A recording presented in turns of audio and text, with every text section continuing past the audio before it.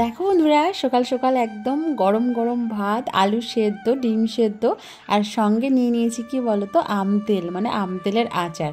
আর যেটা স্পেশালি থাকে সেটা হচ্ছে শুকনো লঙ্কা, মানে ভাজা লঙ্কা।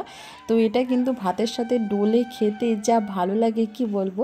তো চলো আজকে ভিডিওটা সকাল থেকে শুরু করেছি। সকাল নয়, এখন বেজে গিয়েছে 9:30। সকাল সকাল পড়ানোটাও কমপ্লিট হয়ে গিয়েছে। সকাল সকাল নয়, প্রায় 9:20 দিকে আজকে ছেড়েছি, যেহেতু সামনে পরীক্ষা একটু দেরি করে ছাড়তে হচ্ছে, পড়ানোর চাপটা একটু বেশি। তো দেখো পড়িয়ে ছেড়ে দিয়ে আর সকালের খাবার নিয়ে বসে গিয়েছি।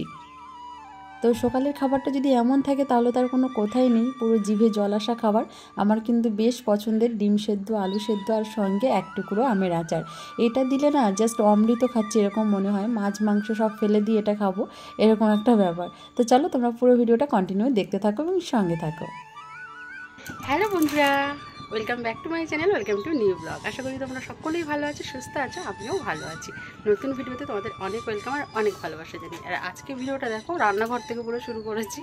তো রান্নাঘরে দেখেছো কত ঘুঁটে জ্বালানি স্টোর করা, তোমাদের তো আগের ব্লগে দেখিয়েছিলাম।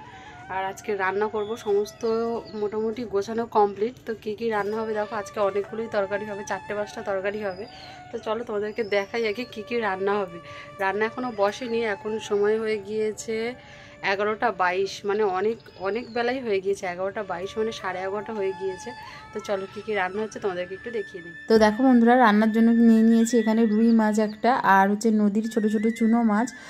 তো অনেকে মানে বিভিন্ন রকম নামে বলে, তো আমরা চুনো মাছই বলি, নদীর চুনো। আর এখানে দেখো কচু আর আলু কেটে নিয়েছি, কচু আর আলু দিয়ে রুই মাছটা রান্না হবে।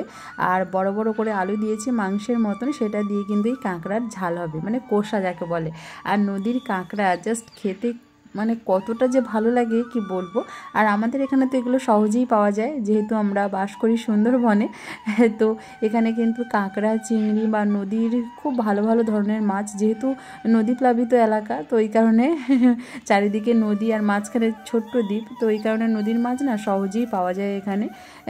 তো চারিদিকের মানুষজন, মানে অনেক মানুষজনই, চারিদিকের বলবো না, অনেক মানুষজনই এখানে কিন্তু জীবিকা নির্বাহ করে সম্পূর্ণ নদীর উপরে, নদী থেকে মাছ, চিংড়ি, কাঁকড়া ধরে বাজারে বিক্রি করে।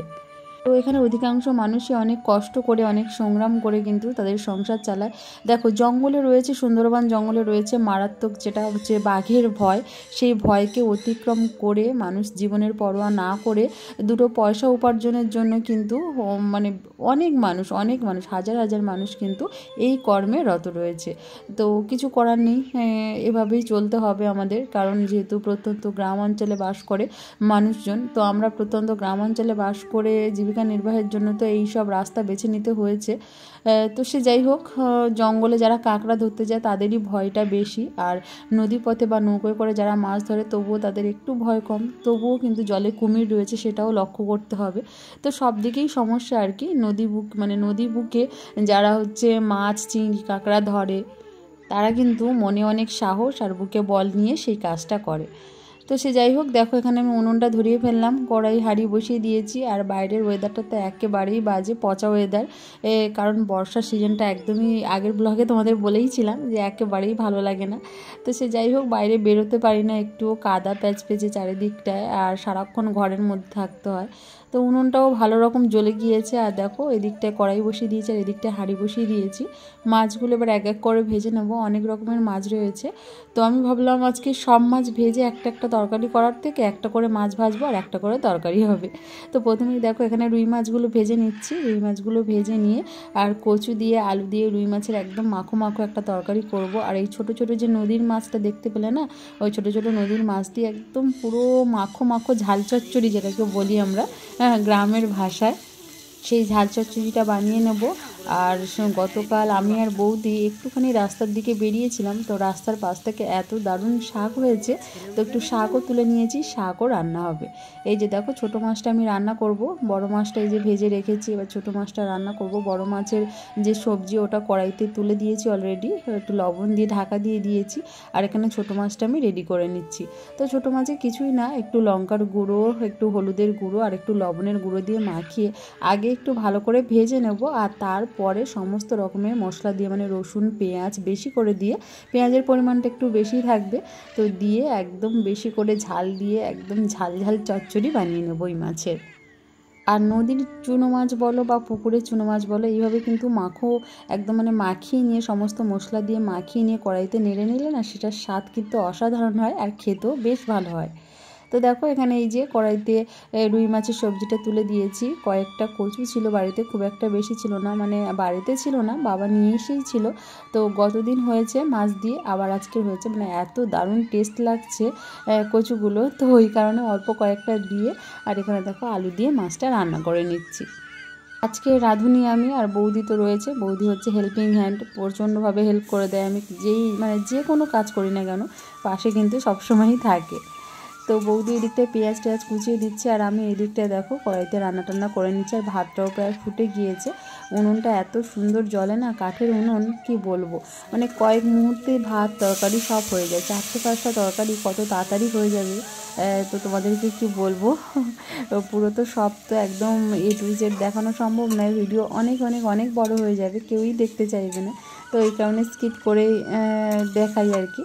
তো সে যাই হোক, তরকারিতে দেখো জলটা দিয়ে দিয়েছি, এবার মাছটা দিয়ে দেবো। দিয়ে দিলে এই তরকারিটা হয়ে যাবে। হয়ে গেলে এক এক করে সব তরকারিগুলো করে নেবো। তো সব তরকারি বন্ধুরা শেয়ার করতে পারিনি, তার জন্য দুঃখিত, কারণ সব তরকারি শেয়ার করতে গেলে অনেকটা বড় হয়ে যাবে। আর আজকে তোমাদের যেমন কি বললাম যে অনেকগুলো তরকারি, সবশেষে আমি অবশ্যই দেখিয়ে দেবো তোমাদেরকে আজকে কী কী রান্না করলাম। আজকে ঠাকুর ঘরে মা গিয়েছে, আর ঠাকুর ঘর মানে গরুর দিকটা ওই দিকটায় মা রয়েছে, আর রান্নার দিকটায় আমরা। আর যেহেতু বর্ষার মরশুম, মানে মাঠে ধান চাষের কাজ হচ্ছে, আমাদের ধান রোয়াটা এখনও শুরু করেনি যদিও, অবশ্যই তোমাদের সাথে সেই ভিডিও শেয়ার করব। গ্রামের মানুষরা কত পরিশ্রম করে, কত কষ্ট করে, মানে কি বলবো, বৃষ্টি ঝড় বজ্র সব মাথায় নিয়ে কাজ করে মাঠে। তো আমার বাবাও তার অন্যথা নয়, বাবাও এই কয়েকদিন ধরেই অন্যদের কাজ করছে, মানে অন্যদের রোয়া কাজ হচ্ছে। আমাদের এখনও রোয়াটা হয়নি, মানে ধান চারা যে মাঠে পোঁতা হয় সেটার কাজ এখনও হয়নি, ওটা এখনও শুরু হয়নি। আমাদের যেহেতু ধান গাছ যেটাকে বলে না, তো ধান গাছগুলো এখনও অতটাও বড় হয়নি যে রোয়ার মতন, আর বড় না হলে জলে পুরো ডুবে যাবে। যেহেতু বর্ষার মরশুম, প্রচুর বর্ষা, ধান গাছ ডুবে গেলে কিন্তু পচে নষ্ট হয়ে যাবে। রান্না করতে করতে দেখো তেল শেষ হয়ে গিয়েছে, তেল ফুরিয়ে গিয়েছে, অল্প একটু আছে। তো বৌদি এখানে তেল দেখো ছোটো বোতলটা দিয়ে আর বড় প্যাকেট রয়েছে, প্যাকেট তেলটা কেটে ভরে নেবে। তো ভাত যেহেতু হয়ে গিয়েছে, ভাতের ফ্যানটা গেলে দিয়েছি আর কি। গেলে দিয়ে দেখো যেটা রোজ দিনের ডেইলি নিয়ম আমাদের, যে গরুর জাবনার, এখন তো আরও বেশি করেই হবে, মানে এখন হচ্ছে 2বার করে গরুর জাবনা সেদ্ধ হবে, কারণ মাঠ ঘাট খাল বিল সমস্ত কিছু জলে একদম, মানে কি বলবো, জলে একদম ছুঁই ডুবু, কোনো ঘাস নেই মাটি, কিছুই নেই। আর সব মাটি চাষ করা হয়ে গিয়ে, মানে সব জমিতে চাষ করা হয়ে গিয়েছে, ওই পাওয়ার টিলার দিয়ে না চাষ করা হয়ে গিয়েছে। মানে মাঠেও একটাও ঘাস নেই আর কি। গরু এবারে পুরো 4-5 মাসের জন্য পুরো ঘরে উঠে আসলো। ঘরে উঠে এসে সেই যে গোয়ালে বাঁধা থাকবে, আর ওই জামনা দেবে আর খড় দেবে, এটাই খাবে আর কি সারা বছরের, মানে অর্ধেক বছর প্রায় 5-6 মাস তো বেরোতেই পারে না, কারণ মাঠে ধান থাকে, সেই ধান তোলা হবে, তারপরে তো মাঠটা খালি হবে। সবে এখনও ধান পোতার কাজ চলছে, আর এই ধান গাছ বড় হবে, বড় হয়ে ধান হবে, ধান হয়ে কাটা হবে, তোলা হবে, তারপরে গরু আবার মাঠে যাবে। তার আগে গরু আর মাঠে বের করানো যাবে না। একটা একটা করে তরকারি রান্না হচ্ছে, আর একটা একটা করে বৌদি এধারে গুছিয়ে রেখে দিয়ে আসছে। আর আমার দেখো মোটামুটি বলতে শুধু শাকের তরকারিটা করলে হয়ে যাবে, আর সব রান্না মোটামুটি হয়ে গিয়েছে। আর আমাদের দেখেছো আমার মা কত সুন্দর করে এক সাইডে সাজিয়ে ঘুঁটে রেখেছে। তো এই ঘুঁটে কিন্তু সারা বর্ষার মরশুমটা আমাদের হয়ে যাবে। তো চলো বন্ধুরা, রান্নাবান্নার কাজ মোটামুটি কমপ্লিট হয়ে গেছে। আমি একটু মশলা বেটে নিচ্ছি শিলপাটাতে, আর ওই যে বললাম তোমাদেরকে শুধু শাকের তরকারিটা হলেই হয়ে যায়। তো চলো পরে আসছি, পরে এসে তোমাদের সামনে এসে আবার কথা হচ্ছে। তো দেখো রান্নাবান্না কমপ্লিট করে একদম স্নান সেরে চলে এসেছি। আর তোমাদেরকে তো আমার মানে কি বলবো, হেয়ার গ্রোথের কথা বলাই হয়নি। তো কেন কিসের জন্য সেটা অবশ্যই বলবো। চুল এত হেয়ার ফল হয়েছিল, সেই জায়গা থেকে আমার চুলটা এত সুন্দর হয়ে গিয়েছে, কি বলবো, নিজের চুলের প্রশংসা করছি সেটা নয়, অনেকটাই ভালো হয়েছে, অনেকটাই মানে কি বলবো, ড্যামেজ হয়ে যাওয়া হেয়ার না অনেকটা রিপেয়ার হয়েছে। কেন কি জন্য অবশ্যই সেই বিষয়ে ভিডিও আসবে, তোমরা প্রত্যেকটা ভিডিওর সঙ্গে থেকো, তাহলে জানতে পারবে।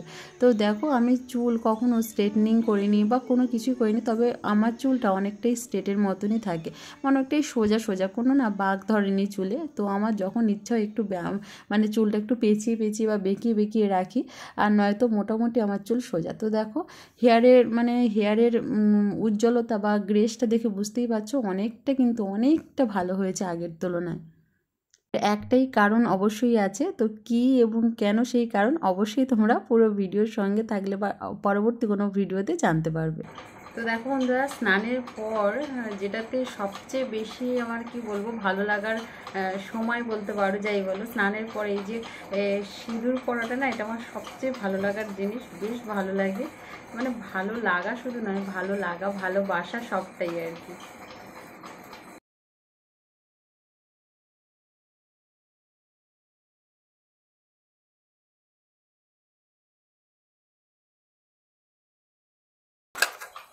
আর তোমাদেরকে একটা কথা বলে দিই, যখনই সিঁদুর পরবে এই সিঁথিতে আর কি, কখনো নিচের দিকে টানবে না, সবসময় উপরের দিকে টেনে পড়বে, এটাই নিয়ম।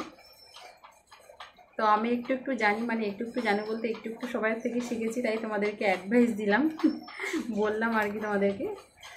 অনেকে হয় না এই যে পড়া হয়ে গেলো তোমার নিচের দিকটা এমনি করলো না, নিচের দিকটা লাগালেও এইভাবে করে টেনে তুলে নেবে উপরের দিকে, তাহলে বেশ ভালো হবে।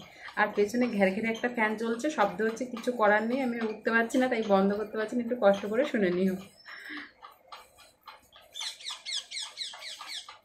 তো দেখো বন্ধুরা, সিঁদুরের টিপটা আমার পরা হয়ে গেল। তো গতকালকে শ্যাম্পু দিয়েছিলাম, আজকে আর শ্যাম্পু দেইনি, শুধু মাথার সামনে টুকুটা না, বাসি সিঁদুরটা শুধু ঘষে ঘষে তুলে দিয়েছিলাম।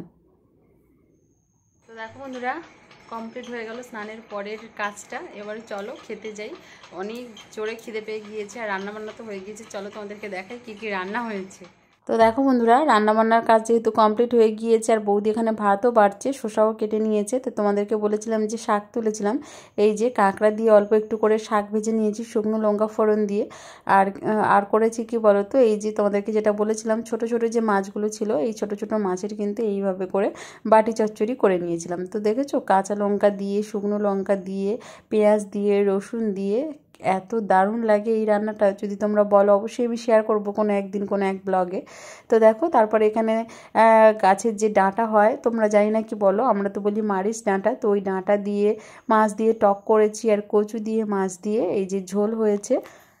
আর যেটা হচ্ছে সবচেয়ে টেস্টি এবং সকলের পছন্দের রান্না, সবগুলোই পছন্দের রান্না, কারণ আমাদের বাড়িতে সকলে টক খেতে ভালোবাসে, মাছের চচ্চড়ি খেতে, শাক খেতে, সবটাই খেতে ভালোবাসে মোটামুটি।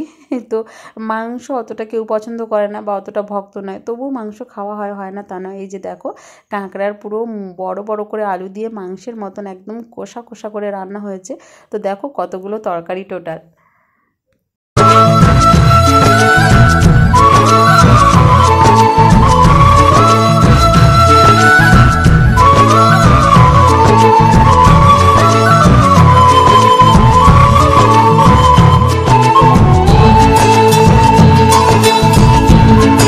তো দেখলে কতগুলো তরকারি রান্না হয়েছে। তো চলো তোমরা দেখতে থাকো, আর আমরা গাপুস গুপুস করে দুপুরবেলা লাঞ্চটা সেরে নিই। তো ভিডিওটা কেমন লাগলো অবশ্যই তোমরা জানিও কিন্তু, আর সকলে ভালো থেকো, সুস্থ থেকো, দেখা হচ্ছে পরবর্তী ভিডিওতে, সকলকে টাটা।